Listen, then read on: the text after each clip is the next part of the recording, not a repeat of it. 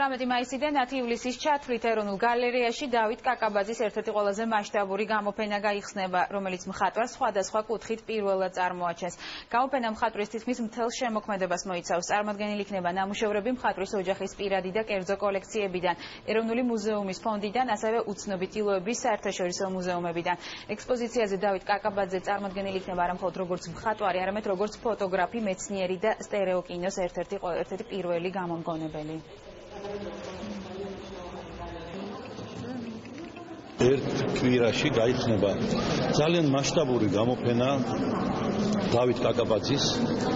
პირდაპირ შეიძლება ითქვას და ყველამ ვიცით, თუმცა მაგრამ ახალმა თაობამ გვინდა ძალიან გაიცნოს ეს უდიდესი მხატვარი, მსოფლიო მნიშვნელობის მხატვარი და მასშტაბურს რომ ვამბობთ, ეს იმას ნიშნავს, რომ კერძო კოლექციებიდან იქნება წარმოდგენილი უამრავი ნამუშევარი მისი. ბატონი დავითი მე-20 საუკუნის პირველი ნახევარი სამთლიანად შეიძლება მე-20 საუკუნის ერთ-ერთი ყველაზე მნიშვნელოვანი მხატვარია. შეიძლება ითქვას, რომ კლასიკოსია ქართული ხელოვნების.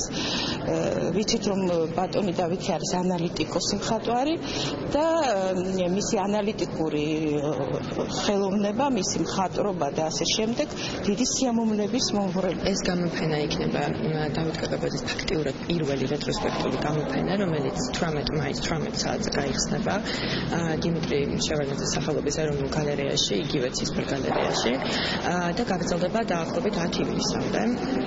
ეს გამოფენა მოიცავს მის შემოქმედებას ძალიან სრულად, ბევრი წელია ესეთი სრული ექსპოზიცია არ ყოფილა.